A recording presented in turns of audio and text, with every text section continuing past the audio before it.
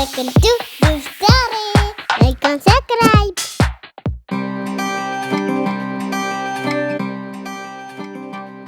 തിരുവനന്തപുരം മൃഗശാലയിലെ കാഴ്ചകൾ തുടരുകയാണ്.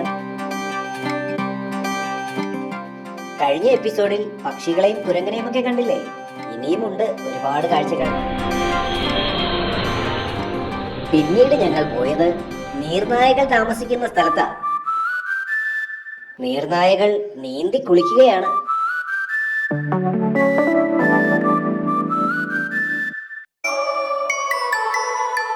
കരടിക്കൂട്ടിൽ 2 കരടിക്കുട്ടന്മാരുണ്ടായിരുന്നു.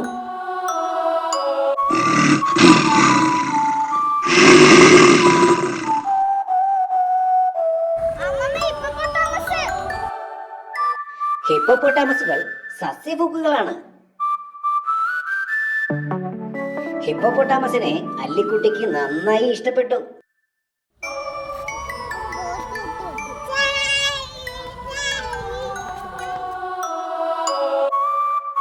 മുതലയുടെ രൂപം കൊത്തിവെച്ച ഒരു മരത്തടിയിൽ ഞങ്ങൾ വിശ്രമിക്കാനിരുന്നു.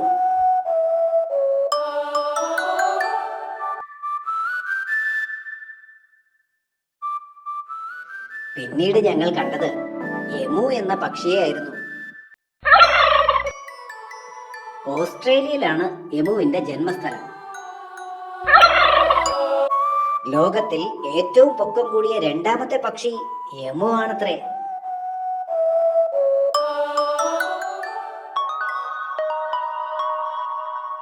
തൊട്ടടുത്ത കൂട്ടിലായി ഒരു കൂട്ടം മാനുകളെ കണ്ടു. അവരെല്ലാം ഭക്ഷണം കഴിക്കുന്ന തിരക്കിലായിരുന്നു. ഞങ്ങൾക്കും വിശപ്പ് വന്നു. തൊട്ടടുത്ത ക്യാൻറ്റീനിൽ കയറി ഒരു ചായയൊക്കെ കുടിച്ച് കാട്ടിലെ രാജാവിനെ കാണാൻ പോയി. പക്ഷേ ഒരൊറ്റ സിംഹത്തിനെ മാത്രമേ ഞങ്ങൾക്ക് കാണാൻ കഴിഞ്ഞുള്ളൂ. ബാക്കി എല്ലാവരും അകത്തെ കൂട്ടിലാണത്രേ. അവർ പുറത്തു വരുന്നത് വരെ കാത്തു നിൽക്കാൻ ഞങ്ങൾ നിന്നില്ല. തൊട്ടടുത്ത കൂട്ടിൽ ലോകത്തിലെ ഏറ്റവും വലിയ പക്ഷി ഉണ്ടായിരുന്നു. അതെ, ഓസ്ട്രിച്ച്. നമ്മൾ ഒട്ടകപ്പക്ഷി എന്ന് വിളിക്കുന്ന ഓസ്ട്രിച്ച്. അങ്ങനെ എല്ലാ മൃഗങ്ങളെയും കണ്ട് വൈകുന്നേരത്തെ ട്രെയിനിൽ ഞങ്ങൾ നാട്ടിലേക്ക് യാത്ര തിരിച്ചു.